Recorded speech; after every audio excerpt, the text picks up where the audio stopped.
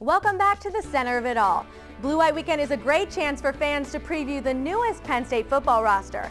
But you don't have to be a football fan to enjoy all of the great food, rides, and entertainment. Here's a look at what to expect this year. The Penn State Blue White game is coming up, and with it comes a variety of great events. Marketing and Promotions Assistant for Football, Lauren Sikowski, says they've worked hard to create a fun-filled weekend for the community. Penn State football fans are kind of itching for football to start again. I mean, as soon as we start talking about recruiting and right after bowl games, people are kind of just so anxiously awaiting football season. So Blue White's a great way for people to come back, meet up with their friends. A ton of alumni come into town, so we have a lot of tailgating. Our Wing Fest has really picked up. People really like the fact that they can kind of taste test wings and eat really cheap on a Friday night. The Uplifting Athletes Dunk Tank on Friday night is also really popular because people can try to dunk football players. And I mean, we're really excited because Friday night we have LoJack on stage, and then Saturday after the game we have Go-Go Gadget coming out, which is new this year. Sunday we actually have extended the weekend, and Sunday morning there'll be a Special Olympics 5K that actually finishes in Beaver Stadium, and we'll have the carnival open all day Sunday from 10 until 3. So people will kind of be able to extend the weekend a little bit, get their last bit of fun in before they have to head home or head to work the next day. And of course, the game itself is the highlight, expected to draw thousands of fans at 2 p.m. on April 16th. Sikowski says weather is among a few factors that predict attendance. Our team has seen a lot of success, so I think the more success they see in the fall and the more anticipated success for the following season, the more fans will come out. We are crossing our fingers for good weather because weather is definitely a factor, and this year Blue White's a weekend earlier because of Easter, so we really have to hope that the cold's kind of getting it all out of its system now. Each year, Penn State works hard to make the event bigger and better than the year before and to appeal to the families, students, and alumni in attendance. We've tried to build in many other of our athletic events, added a carnival, added special events to it to just make it a special weekend, a happening weekend, and one that our entire fan base can just enjoy being back.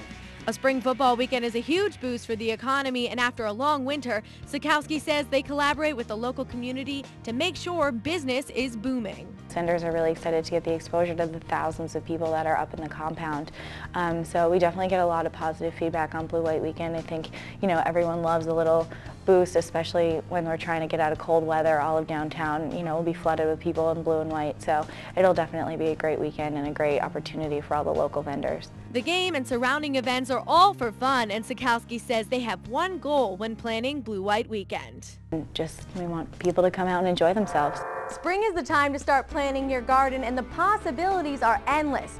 We're going to simplify the process for you by giving you some helpful hints on how to get started. Spring fever is spreading throughout many places in America, and despite some recent cold temperatures, many residents of central Pennsylvania are gearing up for the warmer months ahead. There are many businesses in the area that focus on gardening. Fox Hill Gardens near the University Park Airport is one of them. They have a vast selection of flowers, shrubs, and trees for their customers. Effie Zook is the master gardener for Fox Hill. She says a great garden starts from the ground up. Well, the most important thing for a first-time gardener is their soil. They really need to have a really, really good soil. And whatever it is, whether it's been used before or not, dig it up, get rid of all the debris, and then use a good amendment, which of course we sell here too. But composting, having compost put in, no chemicals necessarily. Sorry, I don't believe in any of that. So it should be just a good soil amendment, organic if possible. Zook says it's important to know the amount of sun that your plants will need. Most everything needs at least 4 to 6 hours of sun. So there are a lot of vegetables and things that can be planted that don't require so much sun. So you need to be aware of that. Of course, you can do annual edibles as well. Strawberries are, of course, a perennial also. So I would definitely put those in. And most of those will do well if they don't have totally full sun. Now, it may be tempting to start planting in March and early April, whenever warmer temperatures start rising, but sometimes Mother Nature has its own plans. And that's why Effie Zook says it might be smarter to delay your planting for a few more weeks. I think the moisture of the snow will be good for their drought, good for the ground, and things are coming out beautifully, just beautifully, so I don't think it matters, except you will get a later start, but once you start and it gets warm again, things will grow faster. And if anyone has the ability and the setup to start seedlings in a home or in a greenhouse, that's really great. great. It gives you a head start. After hearing this advice, if you're still not too confident that you have that green thumb, Fox Hill may be able to help.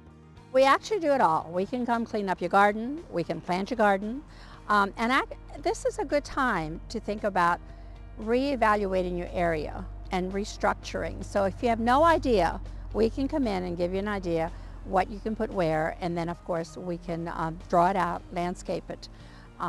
Also, you can come here, which is nice. So whatever we put on paper, you can come here and look at the product and see how beautiful it is. You can see how tall it gets, you can see the colors, and then you can pick those items to put in your garden. As the old adage goes, April showers bring May flowers, but only if you know how to plant. And following these tips will set you on the right path to planting that perfect garden. For the center of it all, I'm Justin Miller.